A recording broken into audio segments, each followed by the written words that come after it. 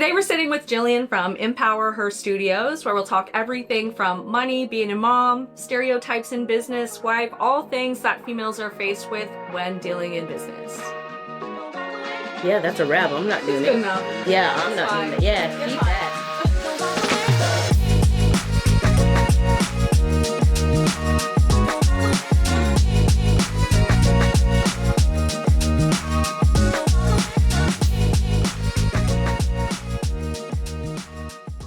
So we're going to ease into it. We're going to do our intro and shit on our own afterwards to kind of see where the conversation went. So if we could just kind of start a little, I hate even going this direction. Like, tell us about yourself. Yeah. But I want to know about your business. Yeah. So tell me about tell us about your where Empower came Yeah, from. absolutely. Please. So I've been a part-time photographer for 13 years. I started kind of dabbling in home photography when I was on maternity leave with my middle boy, who is now 13. That's how I remember how many years I've been doing it. And I happened to be on maternity leave with two of my girlfriends at the same time. And I honestly cannot remember the moment that I learned what boudoir photography was, but I remember being like, hey, do you want to come over and like do these sessions like in my bedroom for your partners? And it was like not as creepy as it sounds. Like, I know it sounds like super creepy, but it wasn't like that at all. And it's like, I did their sessions and then I did like a selfie session for myself, which I still have like printed off in a book, like that I look back at from time to time and be like, holy shit, like look where I started and look where I am now. But it just like ignited something in me. I was like, this is fucking, are you allowed to swear on your podcast? Yeah. Okay. Yeah. I meant to ask that when I first got here. I told him to bleep me out the F word, but let me go the rest. Okay. It's going to happen. I was like, but you can say that This word. is fucking amazing. I was like, this is so cool. So I started working on like a plan to, again, like there wasn't like the use of the internet back then like it is now. So I can't remember how I came up with the idea or if I seen somebody else doing it, but I contacted one of my girlfriends who was, who I went to high school with. She was a hair and makeup artist. And I said like, hey, what would you think of like renting a hotel room and like selling spots? The girls get their hair and makeup done. They get their photos done. So we started doing that. And it was like hot and heavy for a good year. I swear to God. In Bridgewater. In Bridgewater. What's the population in Bridgewater? Yeah. No, I like know, you I say, feel like we'd have to do you ask mean Judge. hot and heavy or like all seriously, the women I of swear to God, Bridgewater? I photographed every single woman in Bridgewater. That's like, I awesome. swear to God. And like, I had lost count at one point in time, but I was well up over like 300 women at one point in time. Yeah. So like anything, being neurodivergent, I got like burnt out and tired and was just like, okay, I need a break from this for a little while. So like kind of did some other things, but still always had my camera out, was still always taking pictures, doing family photos and whatever. And probably it's about 2 years ago now, I had done another boudoir marathon with my girlfriend, Lindsay. And I was like, I have this idea of something I want to do. I was like, I want to do a boudoir marathon like we've been doing, but I was like, I want it to be slowed down. I want it to be an event. I want it to be something where women can come together, because I was always witnessing during these boudoir marathons, like there's quick turnover between, but like the two girls would always pass each other, the one coming for hair and makeup versus the one having the session done. Yeah. And they'd always see each other like, oh my God, how was it? Like, oh, I'm so nervous. Oh my God, you look so good. Like there was that whole vibe. And I was like, I want to bring that into a weekend of something that I can do. So I was like, how about like we rent this space and we do this, and maybe I bring in some other practitioners, so like massage therapy, and just make it a whole like relaxation weekend. Was that here? Like Yeah, so that was at Anchorage House in Hubbard. Because you're That was traveling like crazy, like you guys are going real destination so type that shit was now. The very first one was at Anchorage House in Hubbard's, and it just went over so well that I was like, okay, well I'll do a next one, and then the next one just sold out like that. So I just how many have you done? I've done, it's 11 now.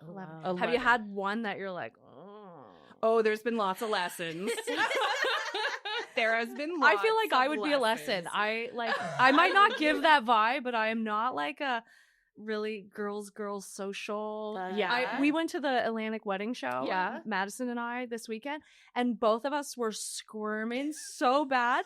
But every corner we turned, someone's like, Stephanie, and I was like, my heart was pounding. I was like, you got to get me out of here. Went downstairs and had a the very important thing is that there's lots of like downtime too. It's like, it's not all like boom everything together 24/7. Like I encourage people to like take what they need. If they need to go and have a quiet moment with a book somewhere, is go do that. But yeah, there has been a lot of lessons learned at them. There's been some that have been like so impactful, like not just for the attendees, but like also for me. But then there's also been some that have taught me some things that I've now incorporated into other retreats and certain rules. And like I used to let anybody who wanted sign up, but now it's like now I have a bit of like a application process that I'll go through so I can kind of like just like feel the person out and like you have to have the fit the fit for sure. I'm sure you've done it too. I've taken in the first year or two, you take whoever comes your way, and it's like even that gut feeling, but you got to make the money, you got to sell the spots because like everything is planned according to spots being filled. So us, it's like just keeping the lights on, keeping product moving out the door. That like that person wasn't right for you, but really in those first couple of years you don't have a choice. No, exactly. No. So you're at the point now where you're like, no, exactly. No, I'm joking. Like honestly, I've never had to do that personally. It seems like the women that have come to me have, for the most part, come for the right reasons. Yes, there have been some that maybe weren't there for the right reasons, but it's always the universe teaching me that those are the people that I've given a last minute discount to, that have come because another friend is coming and weren't, again, not really there for the right reasons. Right. But when a woman is putting her own money forward and it's something that she wants to do, she's committed in there for the right reasons, like, so there's definitely like things the universe that has sent me and been like, okay, this is a sign. Okay, I'm going to listen, or, oh, I'm not going to listen to this one. And I'm like, oh, I probably should have like just things like that. So it's like in the beginning, I really took it to heart. There was retreats I came home and sat in my car and cried for 2 hours afterwards. Like there's just been things like that. But again, like at the end of it, I was always like, okay, there's some kind of message. There's something. There's a lesson here. There's a reason this happened. There's a reason this 100%.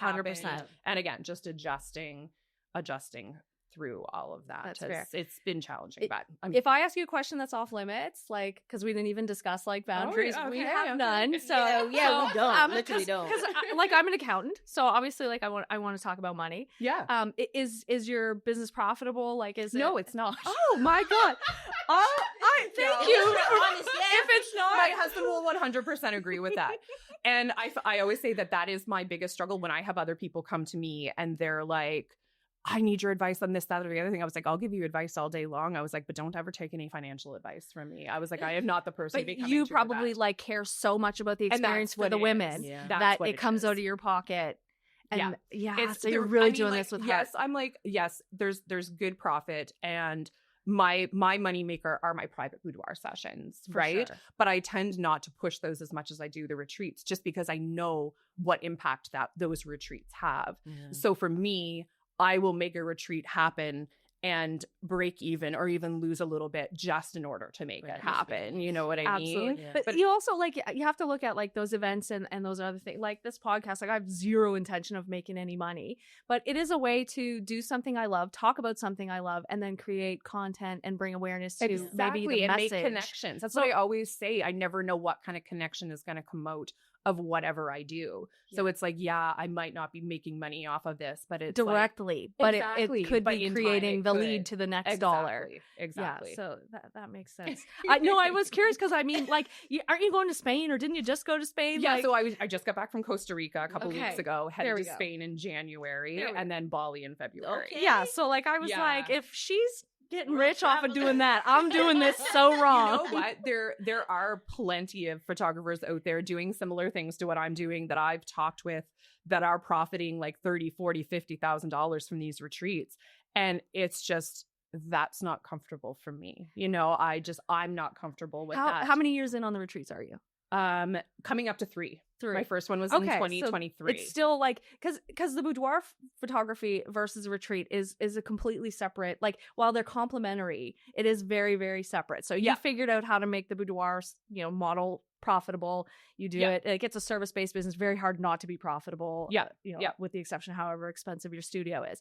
But the retreat piece, you're still a baby. Like, you might have had your business for 13 years, but the retreat piece, because it will turn, right? There's a shift and a point in your business where you're like, people are really benefiting off of me, not from me, and that's different. So you get the trips out of it too, though. Yeah, exactly. I do. I get the trips, which is great. Yes. But I also changed the way that I do my retreats a little bit. Whereas when I first started doing them, it was like your photos and everything were included within the retreat. So it's like I had to try to be like, okay, within the price of the retreat, I need to make sure I'm profiting this amount of money from everybody's sessions. And then I pivoted to doing it a new way now, where the price of the retreat is a little less.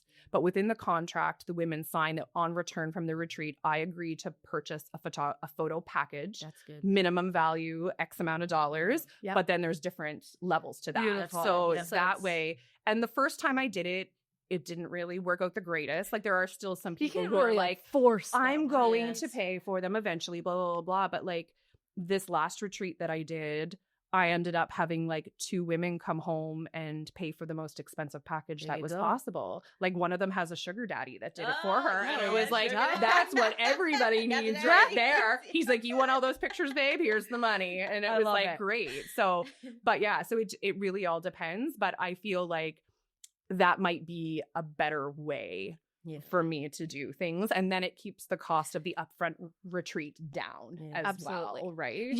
And eventually you won't care about that. Yeah. You'll say, it's package, here's the retreat package, and then you go A, B, C. You will. Like, you'll get tired of being taken advantage over the folks that you did this wonderful thing for, and then they didn't keep their commitment. Yeah. Like, I got to at a point where I had $120,000 in receivables, so work I had done and hadn't been paid for yet, where, like, I'm still smiling in these people's faces, still working for them, doing it, and then eventually you're just like, you know what? Bleep that out, please. But I didn't have a better word for it. But you do, and you're like, I want to do this. I love doing this, but I need to make money doing it. My time does have a value. Nobody else is putting all this shit together.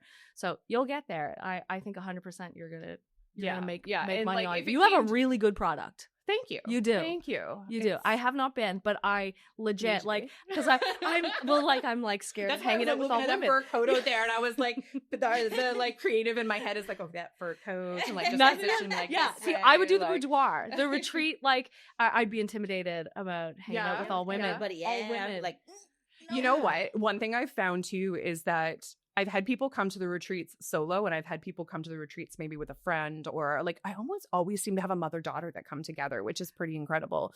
I think this last Costa Rica retreat that I did, that was the only retreat I had that I didn't have a mother and daughter there, which is pretty crazy when you think about it. There's a lot of nakedness. Yeah. Well, there can be. Like they're all together, I guess, right? Like when you're shooting, I guess everyone's not watching. Like, well, sometimes there is. Sometimes the retreats end up like that. You really kind of just have to feel it out, right? And that's the good thing about like the retreat versus like just the boudoir marathons that I used to do. It's like these women are not only getting to know each other, but they're getting to know me. Yeah. It's not like they're walking into a hotel room. I'm this complete stranger, and all of a sudden they're getting half naked in front of me. They've spent months getting to know me online because we have like group chats and stuff like that where we talk back and forth. And then like I've known them for a good, usually 48 to 72 hours during the retreat before we do our session together. So it actually has helped so many people feel more comfortable doing a boudoir session as well. But like 9 times out of 10, like I'll sit down and talk with them beforehand, and it'll be like, look, where do you want to do your session? Because like normally we've got like this big, beautiful house rented. There's gorgeous space outside, like Costa Rica, for example. I'm like, do you want pictures in the bedroom? And most of them are like, no, I'm going outside. I'm going by the pool. And I'm like, okay, well, there might be other people around. And they're like, I don't give a fuck, right? Like, and like sometimes I'll have like one of my hair and makeup artists that come with me. There's usually 2 different ones that I use. What'll happen is like I usually do some photos for them first. Yeah. And then even the attendees, like watching them do the session, they're like, okay, I can do this. Like just seeing someone else doing it. They're like, okay, this is doable. Everybody around them encouraging them. Right? Exactly. Like when they come downstairs, like if they walk out and somebody's there, it's like they're always hooting and hollering. Like, oh my God, you look so snatched. You look so good. Like I feel like you just in general would make people comfortable. Like you're just warm and people say genuine. That, yes. Well, I mean, like who wants a stuffy photographer? Right. Especially for I've had a stuffy photographer before, and it's just like not boudoir photography. I've had my boudoir photos taken by other photographers, and they've been fantastic, but like just like other photographers in general, I paid a super stuffy photographer to do like professional photos, the whole team. Like I think it was like $2,000. I don't know, it was really expensive. And then we had a behind the scenes girl on her phone, and she killed what the photographer did with her phone for like $50-$60 an hour versus the $2,000. And she made us comfortable. She made us want. She was like kind of on the photographer. We didn't even like use the photographer's pictures for anything. It's like it's the person behind the lens. 100%. Doesn't matter what the camera is, what the setup is. Exactly. Like if I can feed off you, I just feel like you'd be so easy to connect with. I have. You want me to get naked? Before. Done. Yeah. He's like, oh god. Not here. I didn't sign up for this.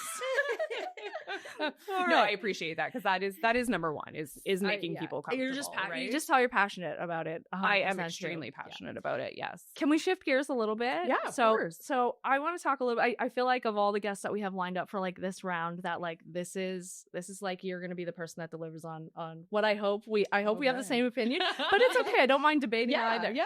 So how do you feel about sort of women's stereotypes in business? And then women with strong energy kind of being considered or it being labeled as masculine. Oh God, that's a good question. I mean, like, I feel in photography, like I don't know if I've ever really experienced that, you know, like with all women. Yeah, too, I do. Right? Yeah, so it's not women that say it. Exactly. Like I don't work with a lot of men. Like even like my profession as a nurse, like I work with majority women. Like so I guess like have you ever boudoir photoed a man? Couples. Okay. Yes. Okay. Not just a man. Solo. No, I did couples and they were free. I wish I did more of it. Yeah, I mean it does. But like I feel like there's things that are to be expected. Yeah. Right? A man is relaxed. His wife or partner looks fucking bum. Like, you know, there's things that happen. And it's just like, I can be professional about it. Again, like I've been a nurse for almost 20 years. So it's like, exactly. So that stuff doesn't faze me. I basically she kind of reacted a little bit. And I just didn't respond. Like, you just gotta let it go. It is what it is. If it didn't happen, I almost would have been a little. That'd be weird. You know what I mean? I feel like it would have been weird, right? Yeah. But sorry, back to so in the photography industry, I don't feel like I've felt that as much as maybe what I've seen it being in nursing. Okay. I feel like I've seen it more there, and it comes in with little things like that. Historically, surgeons and physicians have been men. And so like there's still this little bit, sometimes you get these physicians who want to be called Dr. So-and-so. Like usually it's a pretty laid back relationship, but it's like sometimes that you get like, oh, my name's not Bob. You need to call me Dr. Such and such. And it's like, so I've come back and said, okay, then I'm Nurse Crouse. You know what I mean? Yeah, like, fair. But I feel like even just like in the traditional, like not so much now, but like, you know, my grandmother would assume doctors are men and nurses are women. Exactly. So and that's when a man's a nurse, so well, I've had male coworkers that like walk into a room and like the person's adamant that they're the doctor. Like, no, just because I'm the man. But if I would have walked into the room, they would have never assumed that I was the doctor, right? Okay, let's frame it this way. So you're an entrepreneur. Your husband's an entrepreneur. Yes. You have 3 children. Yes. And the questions that people ask you about being a business owner versus the questions they ask him. So I get, how do you manage being a mom and a wife and a business owner? But people to him are just like, you're a business owner. Why do I have to, does it have to be qualified? How do you do, I get female? Like, how do you do everything you do all the time? But it's we have the same damn kids. Yeah. Like, what do you mean? Yes, I'm extremely lucky because like my husband is very hands-on too and stuff like that. But no, I have gotten like, how do you do everything you do kind of thing. And it's just like, and nobody asks him that, no, right? No, they don't. That gets me. You don't have a choice. I add that. I know. I add that. Right? Someone asked me that. I say, did you ask Ming that too? Yeah. Did you ask Ming that too? You better here, let's call Ming and ask like, I hate that. I hate, because it automatically assumes that I have less capacity when, to be honest, I probably have more. Yeah. And not me against him, but I just mean female versus male, that you're managing. You know where all your kids are right now. You had to coordinate everything to make sure. Oh yeah, I gotta leave here. You could go back. And you said I gotta be out by. Yeah. So like that scheduling on us. Yeah. I can't even think like in your world, like, because I don't want to like, just because you don't have kids doesn't mean that you don't face it. Yeah, exactly. Either. How does like stigmas like how have they affected you? Oh, it's a good question. I'm not even sure. I would feel maybe like juggling friends, family, and you know how we were talking about earlier, always answering your phone for customers. Like That's expected, right? Like you have to. You know, someone could place an order and then they need to change their address or like exactly. Like that. So I think we juggle a lot. We just do it. Ours juggles a lot. Yeah. And I don't even mind juggling at all. I just don't appreciate the framing the question with female balance, like all that foolishness that I know you're not asking my male counterparts the same. I got beef with that. Beef, I guess. I don't have the right questions because it's done with spray tan. So you brought I said she's the second one. I have the wrong page, so that's great. I'm not even using them. I'm going off the dome anyways. So right. That's so funny. I was given a spray tan, like a gift certificate for one last night. So maybe you is it from Glow? What's that? Is it from Glow Studios? No, it's from Bear. She donated it to this event. Oh, that's amazing. Anyways. We're doing Glow Studios next. The spray tan girl next. Cool.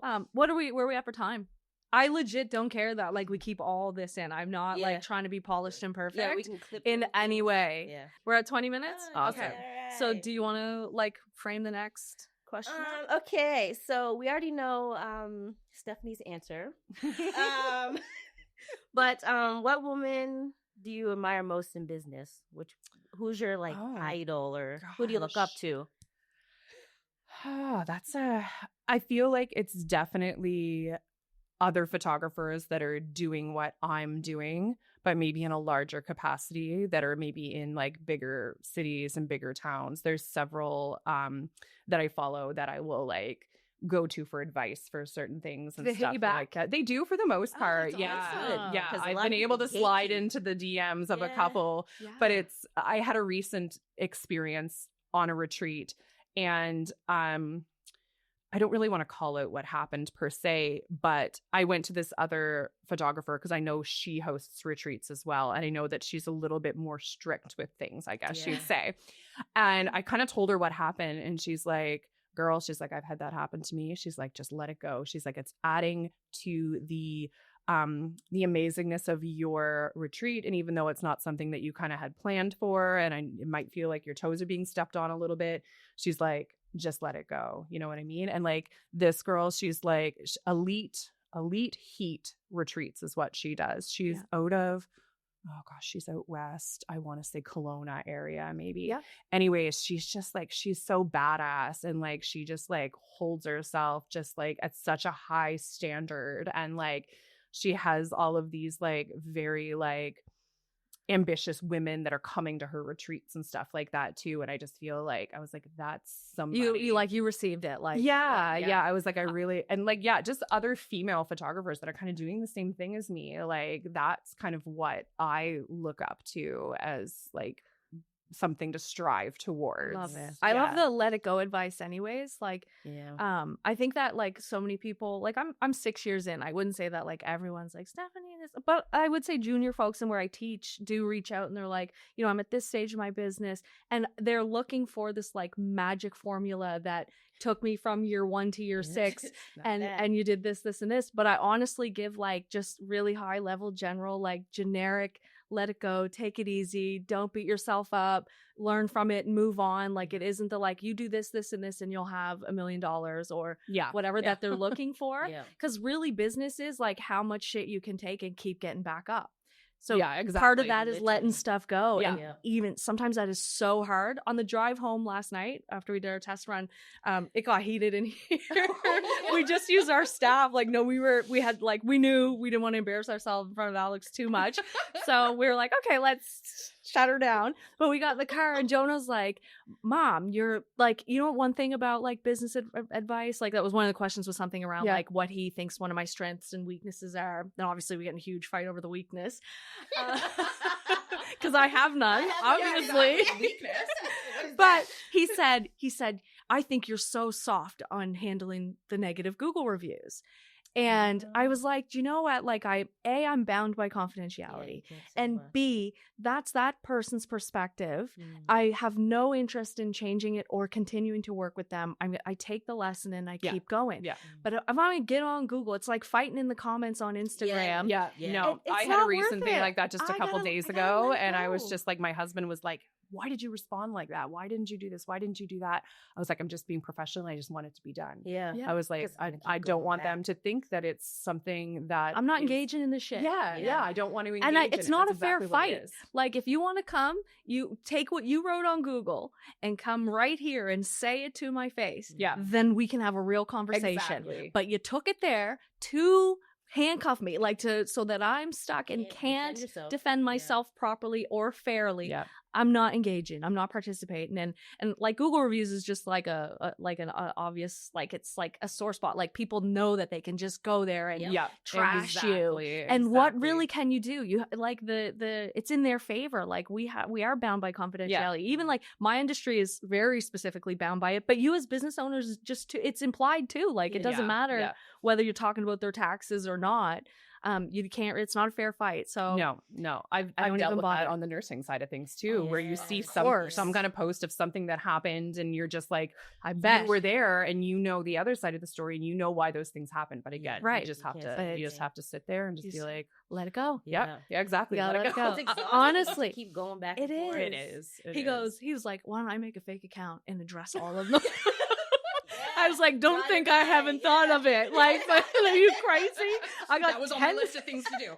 On Christmas break, I was going to do. And then I was going to go trash their businesses from another one.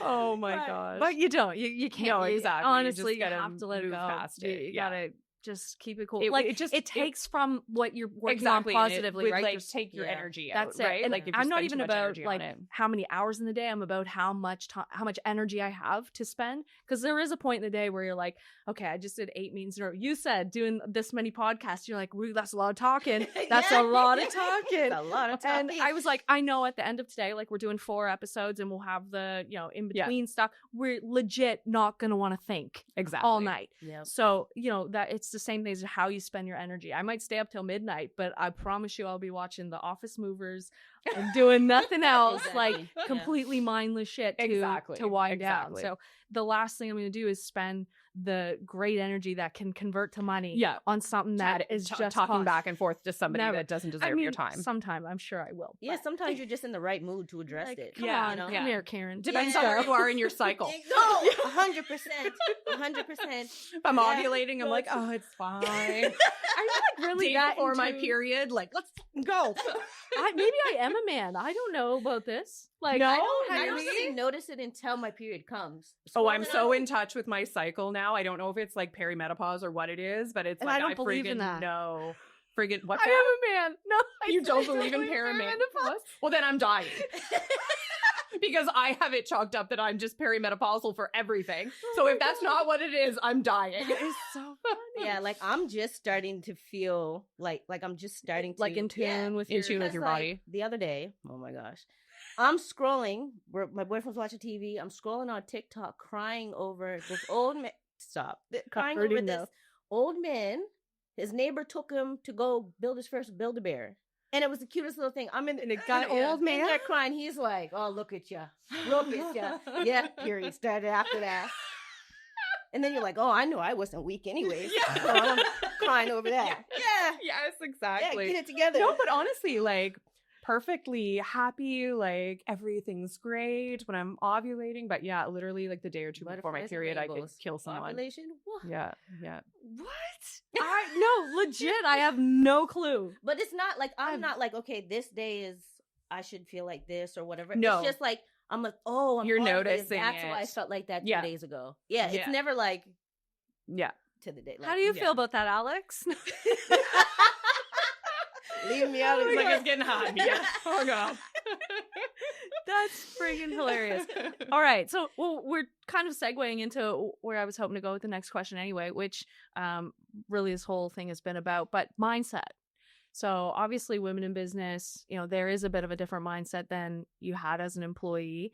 And you're shifting back into how will you do that? Be an entrepreneur and like, do you feel like going back, you're going to look at this working for someone a lot different? Are you? I don't know. I feel like I've thought about it a lot, but like, it's almost going to be a little bit of a welcoming break for me, to be honest, because when I left my 9-to-5 nursing job, I left a 9-to-5 job to work 24/7. Oh, yes. Right? Amen. So it's like... Everyone wants a business for 9-to-5. That's not it. Oh my God. I had this one person one time say to me, I don't know what was going on. It was something at work and their shift needed to be covered or something like that. And I wasn't working that day because like where I was part-time, I had like a couple of days off. And so normally if I'm off, I don't pick up call after work kind of thing, right? Because it doesn't make sense. I wasn't at work all day. Yeah. Right. And this other person happened to say, she's like, well, I work full time. And I was like, oh, what the fuck do you think I do? Like, yes, I'm here 70% of my time, but like the other 110% of the time I'm running my business. So that's what I was doing, as I was doing both at the same time for like 10, 12 years. And it had always been my dream to just be able to just step back and just do the photography. And I'm fortunate enough as being a nurse that I was able to take that leave of absence and do it. Yeah. So I've done it for a year. At about the 9-month mark, I decided that I wanted to extend it an extra 6 months because I could take up to 18 months. So I did extend it. What a cool opportunity. Yeah, right? So it's like, I call it like a year sabbatical, basically. So it's not like what it is. You left it like a lot of us leave a resentment or like a no, bad. Nothing. I still pick up casual They gave you an shifts, opportunity though. Yeah, which I'm extremely your dream. fortunate. That's like different. I went into my manager's office one day and I just said to her, I was like, I'm thinking about doing this. And she goes, okay. And then I kind of let it go for a little while. And then like a month later, I went back in. I'm like, okay, I'm going to do this. What do we need to do to get the ball rolling? And like within a week, she had it approved, which I wasn't expecting. And I'm like, oh my gosh, she's a good boss. Yeah, she's a good boss. Is she still there when you go back? She's not. She's pregnant and having a baby. So she's left and doing something else now for the family, but she's fabulous. But I do have another new fabulous manager too. So I'm not upset about going back to work. Like I said, I have worked casually in between. I did sign another year lease on my studio, which will take me till September 2026. Okay. At that point in time, I'll decide whether, but I mean, like, again, I'm just part-time. So 70% rotation looks like I usually have 2 days off 1 week and 1 day off the next. Gotcha. Still off evenings, weekends, holiday, because I work a clinic job. So it's going to be very manageable to just keep my bookings. The only thing that I will be stepping back from is the international retreats. So that's kind of like Bali was the big hurrah at the end of my year to kind of celebrate me turning 40, me having done this, what I always wanted to do before I head back to work kind of thing. Because then it's like, okay, I don't want to take all my vacation time to travel with other people. I need to do some stuff with my family too. Sure. How do I not know what you did before you started your business? Like, what's your last job? Okay. Did you work? You owned the salon. Yeah. Okay. Where's the last place you worked for someone else? I worked at Kara's on Springer. Okay. Yeah. Oh, cool. What was your first job ever? What was my first job? It was IGA. Oh my God. I remember IGA. At 15? I think I was 15. That's crazy. And Mom was like, "Oh no, cashier." Yeah. She was like, "Oh no, look at my baby going to work." Once she starts, she's gonna have to work, forever. Right? But yeah, it was fun. It was a pocket change while I was in high school. Yeah. Where was your first job? My first job was Dairy Queen. Me too. In Bridgewater. Was it? Really? Not in Bridgewater though. Fairview. That's awesome. So like I would have worked like at Dairy Queen. I would think that the grocery store was like, you made it. Like, there's no chance I could get a job at a grocery store. Oh my God, yeah. The only reason I took it is because I was athletic and involved in a lot of sports, and they were very accommodating to young people and stuff. So that's why I took that job. I was the top scanner of the week and stuff all the time. Yeah, I was like, let me get you guys. Was that like as quick as you can get them through? Yeah, let me get you guys through so I can just chill for a minute. My friend worked at Sobeys, and I used to go to her, and she'd skip every other item so I could afford my groceries. Oh, that's different. I wasn't doing that. She was the real top scanner. I wasn't coming to you. I couldn't afford you. Oh my God, I freaking love that. Everything. I won't say her last name, Candace, but she knows who she is. She took it. One time, my nanny was like, "That's some cheap," and I was like, "Shut nanny, up, mind your business. Mind your business." She was, "I don't think that's right." Yeah, because if I ring in this mango as banana, mind your business. Yes, that's what I'm saying. Right? Two for everything. Back in the day. Nowadays, Now you got to bring in every fifth item. What? The self-checkout's my only hope. Literally. No, they got cameras watching it. I order everything. I don't even go to these stores. No. Oh my God, that's hilarious. All right, you have a question to take it home? Yeah. So, how do you feel that you stay like authentic in your space without like trying to tone it down to match like other people's vibes? Oh gosh. Do people say wild shit to you too? Not too often. I feel like I'm very lucky that way. The only thing I ever get asked again is like that how you do it all kind of thing, or is there anything you can't do is what I get asked. I was like, yeah, I can't relax and I can't sing. Those are the two things that I can't do. I think I'm as tone deaf as anything. Oh my God, what was the question again? Like how does I feel like in the beginning when I started doing this, I very much so had imposter syndrome. Like, I was like, I'm not worthy. Even being around like other photographers, I was like, oh, they do this full time on, I'm only part time. Exactly. Yeah. Like, I was always shrinking myself down. And I just had a friend who just like was always like, no, like you deserve to be here. You're worthy to be here. You're just as good as anybody else. Just because you're doing it part time doesn't mean anything. Yeah. And I just feel like it's almost like I've proven to myself this last year that I am worthy and I am deserving of being where I am. I've worked my fucking ass off. Like I've spent hours and days and weeks away from my family, and like I've missed out on like other opportunities and things like that to do things because I've chosen this. But it's like, it's my passion and I love it. And it's just like, I'm not going to let anybody do that. But again, I feel like I've been so fortunate because there's not a lot of that. Like there is a little bit of, I feel like between photographers sometimes and things like that. But it's just like, I just gave up that mindset that I wasn't worthy and deserving of it. And again, it's just having that confidence and like just proving to yourself that you can do it and just showing yourself that you can do it. So like, I always say like, even though I didn't like strike it rich this past year and I can't retire from nursing forever, it's like nothing was lost. I still grew my business. And most importantly, I proved to myself that I could do it. Yourself. Yeah. What's that? Like you grew yourself. Exactly. Like, not you're just not going to grow go my business, backwards. but did grow myself. Yeah, absolutely. I think that's like the gift out of all the shit that I've gone through is the confidence on the other side. Like I think imposter syndrome and insecure are, go hand in hand. Yeah, like they all come from lack of confidence. And if you get through the other side, like the gift of being confident, that's why you can let it go. That's why you can let it bounce off you and not care. And why I don't respond to hate and Google and this and that and fight with. Anxiety meds help a little bit too. Anxiety meds. Done with you on a little bit last. Wine. Yeah. Even since like I've known you, like I've seen your confidence grow, and like you're always just positive no matter what. Anyways, like try to be. Some days behind closed doors. No, geez, you need that every once in a while. You do. You need a good cry. You need a good. You have to release. You got it. Yeah.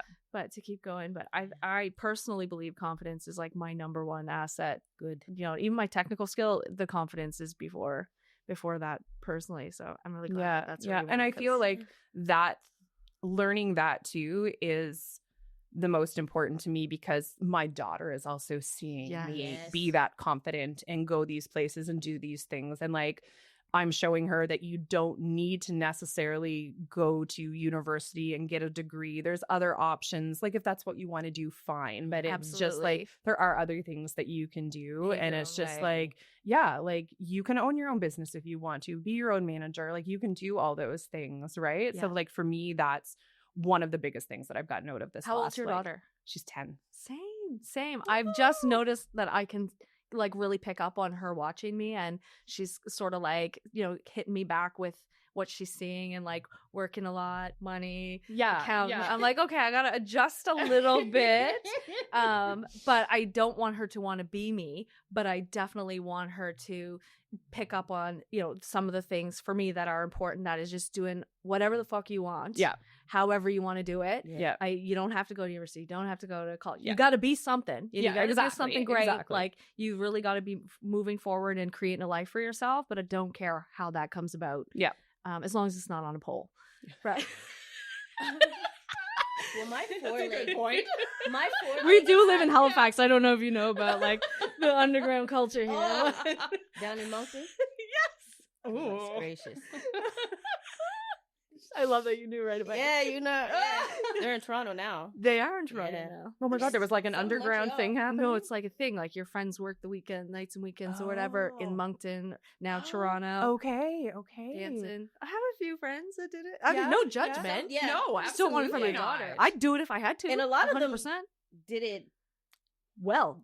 Yeah, and did it good. Like they were going to school at the same time, and it put them through school, and they don't have no student loans. Right. So I'd paid my student loan years ago. Some clients who were escorts that I work with. I do. Yeah. They call themselves sex workers, though. I think I think nicer, but I don't know. I found do you take people who do sex work? I'm like, I don't want to see it, but yeah, exactly. You know, like they come.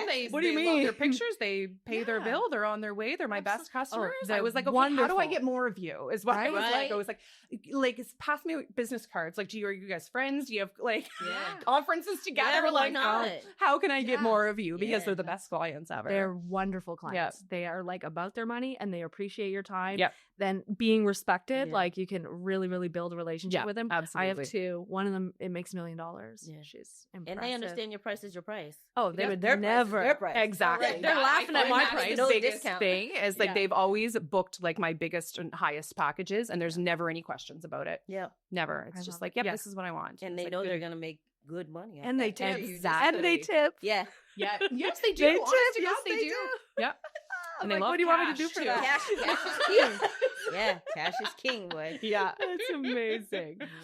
I want to thank you so much for being our first guest. Oh my God, I hope it didn't feel too much of a test run. Oh my God, yes, absolutely. Once we're a little further along, we need you to come back. Oh my God, anytime. I love any excuse to sit and download all your trips and everything. Yes, details about that. Yeah, stay tuned. It's gonna be exciting. Awesome. Thank you so much. Thank you, girls. Thank you.